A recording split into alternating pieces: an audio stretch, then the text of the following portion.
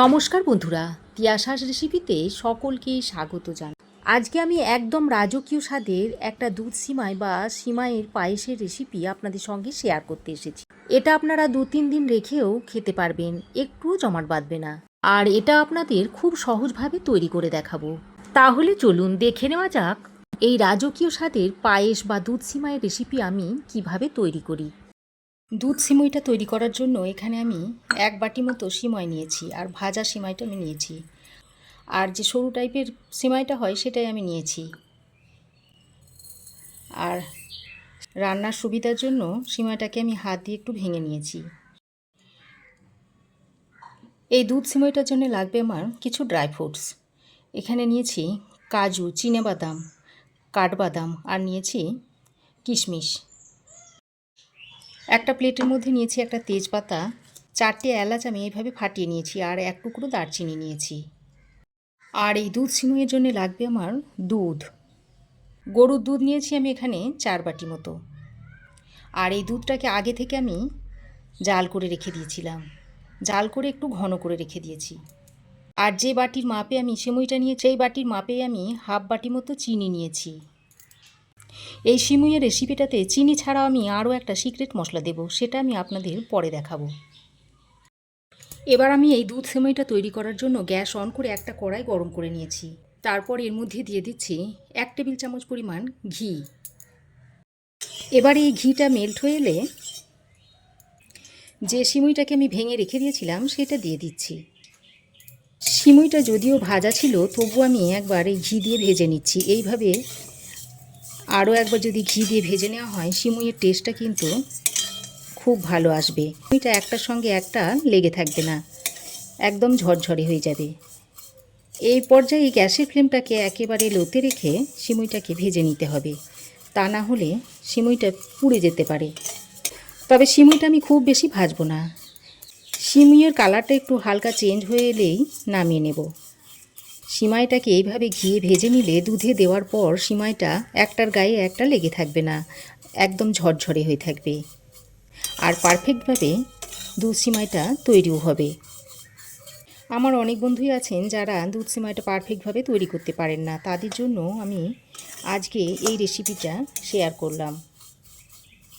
দেখুন 2 মিনিট মতো সিমাইটাকে আমি ঘিয়ের সঙ্গে ভেজে নিয়েছি, আর কালারটা দেখুন চেঞ্জ হয়ে এসেছে।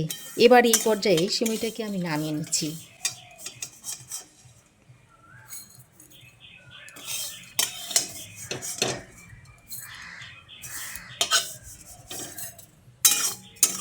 সিমাইটাকে কড়াই থেকে নামিয়ে নেওয়ার পর এবার ওই কড়াইয়ে আরও 1 টেবিল চামচ মতো ঘি দিয়ে দিচ্ছি। আজ আমি রেসিপিটা শুধু ঘি দিয়ে তৈরি করছি, তবে আপনারা চাইলে তেল ঘি দুটো একসঙ্গে মিশিয়েও করতে পারেন। তবে শুধু তেল দিয়ে করলে কিন্তু সেটা আবার খেতে ভালো লাগবে না। এবার আমি যে ড্রাই ফ্রুটসগুলো নিয়েছিলাম সেগুলো এর মধ্যে দিয়ে দিচ্ছি, দিয়ে গ্যাসের ফ্লেমটাকে লোতে করে ড্রাই ফ্রুটসগুলোকে এভাবে ভেজে নিচ্ছি। একদম হালকা করে ড্রাই ফ্রুটসগুলোকে ভেজে নিতে হবে। তো ড্রাই ফ্রুটসগুলোকে আমি হালকা করে ভেজে নিয়েছি, এবার আমি এগুলোকে তুলে নিচ্ছি।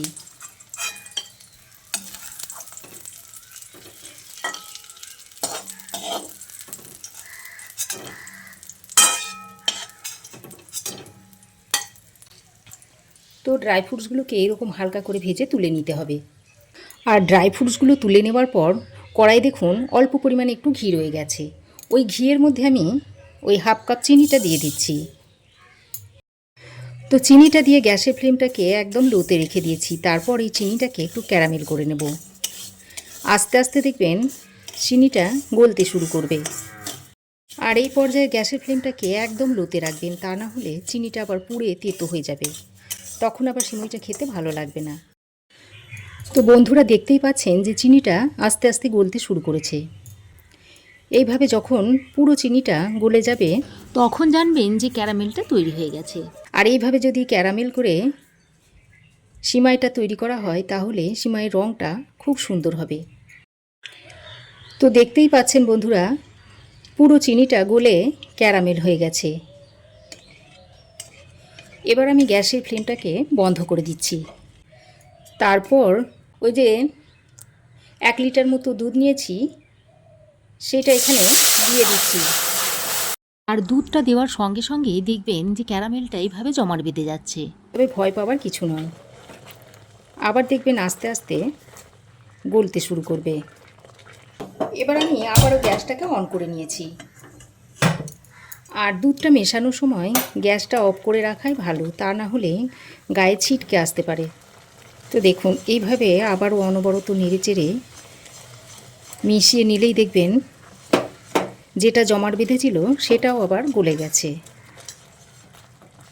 তো বন্ধুরা, যেটা জমাট বেঁধেছিল সেটা আবারও আগুনে দেওয়ার পর গলে গেছে। এবার আমি বাকি যে দুধটা ছিল সেটা সবটাই দিয়ে দিচ্ছি। আর এই দুধটা জাল করে নিয়েছিলাম, তাই দুধের মধ্যে সরও পড়েছিল, সেই সর সমেত দুধটা আমি এখানে দিয়ে দিয়েছি। আর চিনির ক্যারামেল করার জন্য দুধের কালারটা দেখুন কত সুন্দর হয়েছে। যেটুকু খুন্তিতে লেগে আছে এইভাবে খুন্তিটা দুধের মধ্যে ডুবিয়ে রাখলে সেটাও কিন্তু গলে যাবে। এখন আমি যে এলাচ, দারচিনি আর তেজপাতাটা নিয়েছিলাম সেটা এর মধ্যে দিয়ে দিচ্ছি, যাতে ফ্লেভারটা সুন্দর আসে তাই দিয়ে দিলাম। এবার এই দুধটা ফুটে আসা পর্যন্ত অপেক্ষা করতে হবে। তো দেখুন বন্ধুরা, দুধটা ফুটে উঠেছে। আর দেখুন খুন্তিতে যেটুকু লেগেছিল সেটাও গলে গেছে, আর সামান্য পরিমাণে একটু লেগে আছে। এবার আমি এই ভেজে রাখা সিমুইটা এর মধ্যে দিয়ে দিচ্ছি। চিনি ছাড়াও আমি এই দুধ সিমাইয়ের মধ্যে একটা সিক্রেট মশলা দেব, সেটা হলো কিছু বাতাসা আর কিছুটা নকুলদানা। এবার আমি এখানে এই বাতাসা আর নকুলদানাটা দিয়ে দিচ্ছি, তারপর দুধের সঙ্গে ভালো করে মিশিয়ে নিচ্ছি। যেহেতু মিষ্টি জাতীয় খাবার তাই সামান্য পরিমাণে একটু নুন দিয়ে দিচ্ছি, তাহলে টেস্টটা সুন্দরভাবে ব্যালেন্স হবে। এবার এইভাবে নাড়াচাড়া করে 3-4 বার মতো ফুটিয়ে নিলেই সিমইটা রেডি হয়ে যাবে। সিমই রান্না হতে খুব বেশি সময় লাগে না। আমি সরু সিমইটা যেহেতু নিয়েছি তাই এটা রান্না হতে আরও কম সময় লাগবে।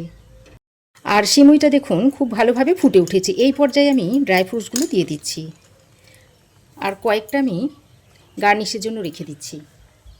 তারপর খুব ভালো করে নেড়েচেড়ে 2-3 বার মতো ফুটিয়ে নিলেই সিমইটা রেডি হয়ে যাবে। তো দেখুন বন্ধুরা, 2-3 বার আমি ফুটিয়ে নিয়েছি, আর সিমইটা দেখুন ভালোভাবে সেদ্ধ হয়ে গেছে। এবার আমি গ্যাসের ফ্লেমটা বন্ধ করে দিচ্ছি। এর থেকে বেশি আর ফোটাবো না। এর থেকে বেশি ফোটালে এটা ঠান্ডা হয়ে যাওয়ার পর আবারও একদম গাঢ় হয়ে যাবে আর দলা পাকিয়ে যাবে, তখন খেতে খুব একটা ভালো লাগবে না। আর এই পর্যায়ে যদি নামানো হয় তাহলে এই রকম একটু পাতলা মতো হবে আর খেতেও ভালো লাগবে।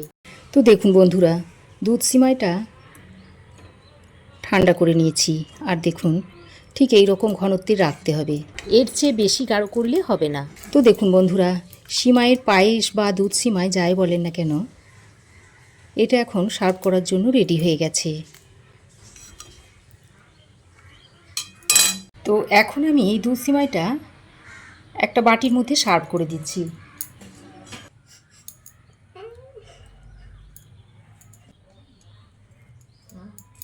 তো দুধ সিমাই বা সিমাইয়ের পায়েসটা আমি একটা বাটির মধ্যে সার্ভ করে দিয়েছি, আর বাকি যে ড্রাই ফ্রুটসগুলো রেখে দিয়েছিলাম সেগুলো এইভাবে একটু উপর দিয়ে ছড়িয়ে দিচ্ছি।